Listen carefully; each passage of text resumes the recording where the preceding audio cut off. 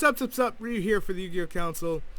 Hope you're enjoying your weekend. This video came about from recording coffee time for Monday, because I'm actually recording ahead because all the traveling is interfering with everything, so recording ahead when I have time is going to change that up. So, I was recording that, and I see that Konami basically put one of the Red Eyes cards as a secret rare. I'm a little taken back by that, but that's not what this video is about. Is it Konami that has gone too far, or is it the secondary market? Who is to blame when it comes to the prices of cards? Who is honestly to blame when it comes down to set releases? Is it us who want to pay that much money to get cards, and the people who buy the cards, the vendors, the card shops, the people in general like you and me who buy it to sell it on eBay and try to cut people deals, or don't try to cut people deals, that make it so high? Or is it the demand behind it and Konami being schemy son of a bitches? Don't think we forgot about Kojima, you son of a bitches. In all seriousness, is it them to blame, or is it us, the player base? So I'm going to go over both sides of the fence here, and I'm going to try to keep this shorter than coffee time. So, Clash of Rebellions is going to drop out. We always know sneak peeks always go for more money. That's because of demand. Demand has always been there for things. And looking at the secret rares from the set right there in front of me, there are some secret rares that I'm just taken back by. Fuck you, Konami.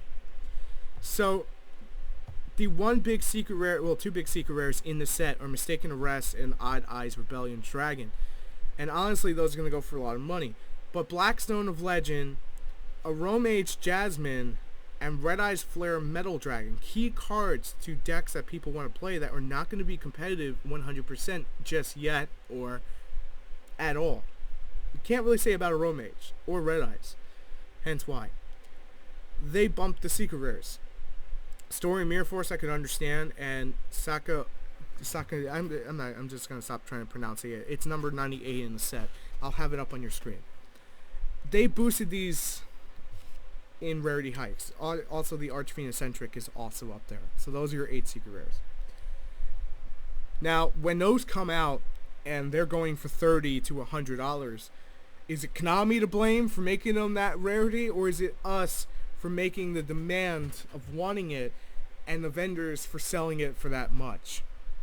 I've always been an advocate for, if you don't buy it for a certain price, it'll drop. The GameStop thing, where you go to GameStop, there's a game for $60, and about 3 to 6 months later, the game has dropped in price, whether that be $10 or $40. Now, I know there's a very, very diverse little subscriber community base here on the council, so I'm going to address each and every one of you. Budget players, competitive players, and in the middle. In the middle. I'm stuttering, I don't know why. In the middle. I'm in the middle.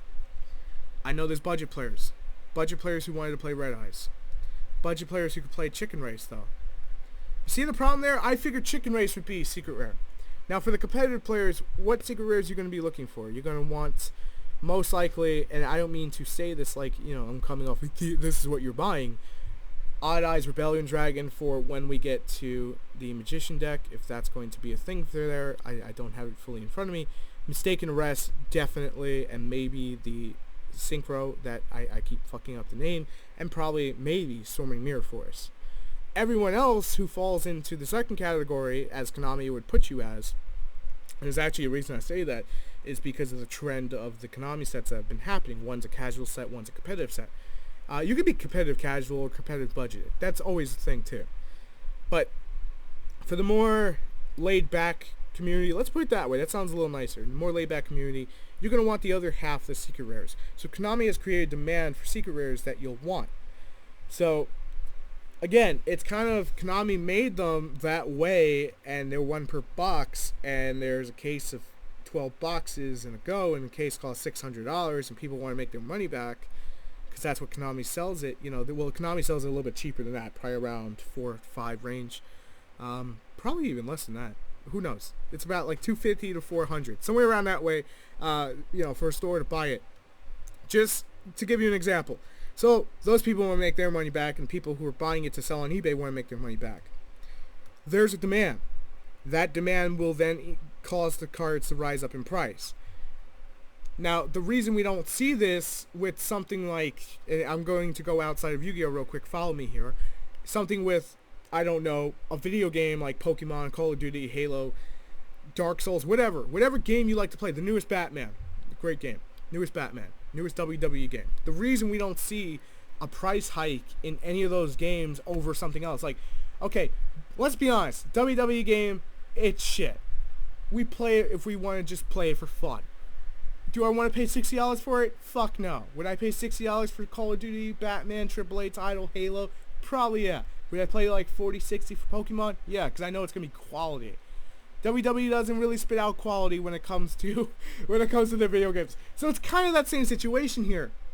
But the thing is that this is a different spectrum because Konami doesn't make it where basically, okay, we're going to take pre-orders and we're going to send plenty of these cards to do it. Now, if Konami was to step in the secondary market, and I know many people have said this many times before, if they were to step in the secondary market and say, we're going to sell single cards and we're going to dictate prices, then either it can screw it up or help it out. And that's something that people don't always look at. They just go, it would be better. No, it wouldn't. Not completely. The reason for the whole demand over supply thing is economics, and I don't mean to sound like a science teacher, so I'm going to try science teacher. I don't mean to sound like a teacher in general, so I'm going to stay away from that as much as possible. It's a basic logic. When there is demand, price rises. When there's not enough stock, price rises. When there's too much stock, price drops. When there's too much of something, price will be low to sell it. Think of it this way: when you go to the supermarket and you buy an apple, and the apple costs you about $1 per pound over something like chicken cutlet, which takes more time and more effort to prepare, and it's $6 a packet, and that'll last you less than it will for the apples. It's that same kind of situations where there's more apples to get because they're easier to harvest than it is for the chickens. Now, this is the same kind of case with Konami, where there's not enough cards to go around because of the rarity hikes, and everyone takes advantage of it, and everyone wants to, make sure there's meat on the bone to supply for their, what they need.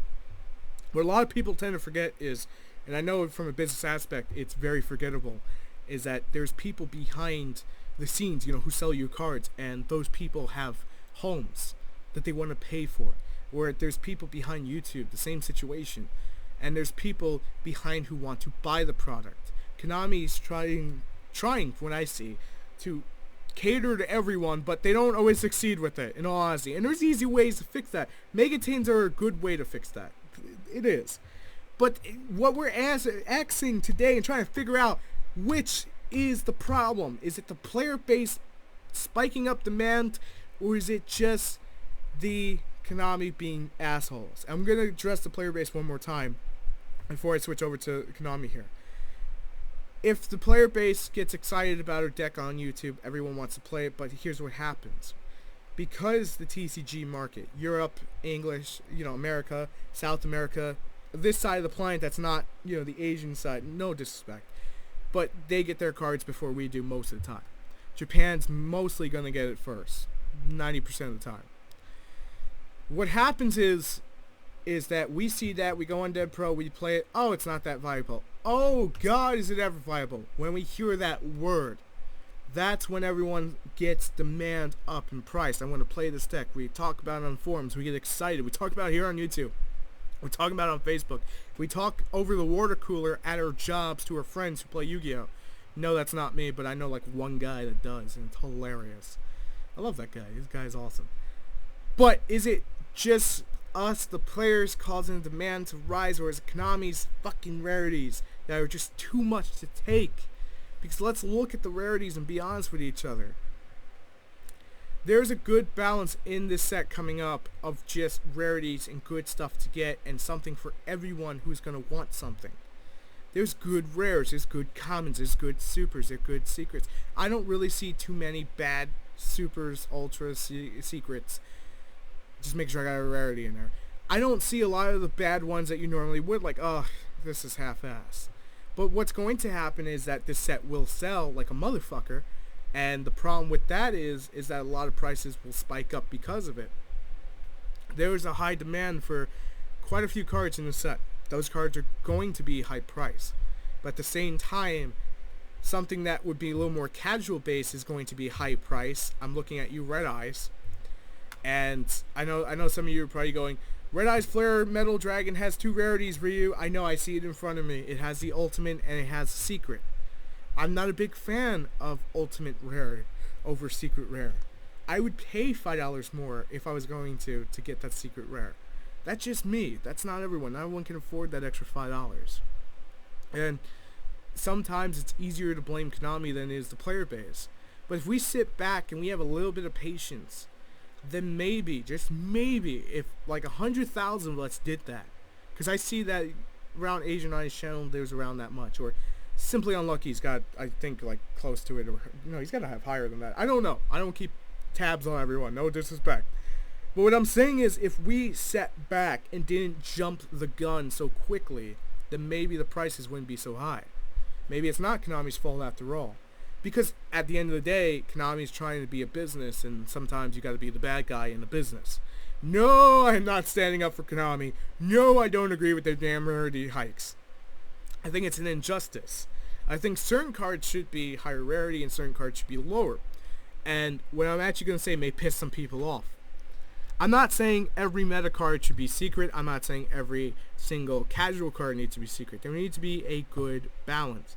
TCG exclusives, I'm okay with having those secret rare. You know, I really am. Like, a lot of the Burning Abyss stuff was secret rare. But I don't want to pull ass out of my secret rare. So honestly, for me, there needs to be a balance. If I'm going to go and spend $60 on a box, and I'm going to quote this again, I don't buy boxes. Everyone else on the council pretty much does, and I just film it because I'm working on a computer for you guys. Trust me. And other things. Lots of bigger projects. But we'll get to those box openings where I'm opening boxes every single time. So we'll get to there, but not right now. We'll get to there, though. What I'm saying, though, is this. If I was going to spend $60, $70 on a box, I want to make sure I'm getting my money back. That's just a general consensus. And I'm going to reflect on it again with other games and whatnot. If you're going to go to the movies, you're going to pay $15 to go see a movie. That's 2.5 hours of content. Well, in New York, it's like $18.50. God, that is expensive. $18.50 to go see a 3D IMAX whatever in Regal movie theater. And that's just the first showing. Anything afterwards is a hell of a lot more. It may be $15.50, but I know it's like $18.50, $20 a go. So if you were to bring your little brother, little sister, because I know most of you are not mothers or fathers yet, like I am, then that's going to raise the damn price through the roof. Now, why is it that we could spend that much on a movie and we look at Yu-Gi-Oh! And go, nope, I'm not spending that much on a single card? Because it's the value we see. I'm having a memory of a movie. I'm going to see something that's taken ages to put together. With Yu-Gi-Oh! Cards, oftentimes, let's be honest with each other, it's done by a fucking machine, number one. It's done by a separate company, number two. And number three, if Konami didn't tell you, it takes about an hour to create a box, like a case. Probably less than that. They probably make like 12 cases in an hour. Because let's be honest, if a machine's doing it and spits them out, you know, in a cut sheet, and it boop, cut, alright, put it in the set, it's going to take like an hour tops to get a case going. And there's 24 hours in a day, and pretty much your work day is going to be like 8. No, that can't be. It's got to be a hell of a lot higher than that. We're just talking about one machine, though. So if there's multiple machines, obviously, you know, value to dollar doesn't always add up. But as there's a thing my grandfather used to say. I don't talk about a lot of my grandfather because he passed away like 7 years ago. Was it? Yeah, it's 7 years ago. Shit. But there was something he used to always tell me. Regardless of what anyone would say, the value is in the eye of the holder. Basically, if you want to spend your money on it, you spend your money on it, and no one can tell you otherwise. If they think it's shit, then good. Fuck them. Who gives a fuck? Right? End of the day, who gives a fuck about them? They're not affecting your life. They didn't affect your judgment. Now, your friend may tell you that, hey, that's a waste of money because it's cardboard. Are you having fun? Are you creating memories? Are you enjoying the competitive scene? Then it's worth every single dollar you will spend on it. Because this is the same thing with movies. And I know this video is going to have a lot longer than I originally intended. It's the same thing with movies. I go to the movie theater, I go for the experience. A lot of people seem to forget that. Life is very, very, very, very short. This is talking from someone who's been through a lot of shit and doesn't talk a lot about it on the council. Well, not everything. What I'm saying at the end of the day is, money comes and goes. This is another quote from my grandpa. Money comes and goes. And eventually that money will come back to you in some shape or form. Whether it be another paycheck, whether it be something else. Now, I know there's going to be people out there, but I got to pay rent, I got to pay bills. Trust me, I'm in the same fucking boat. I got to pay for a lot of things that I'm not going to say on camera. Kids, man, kids.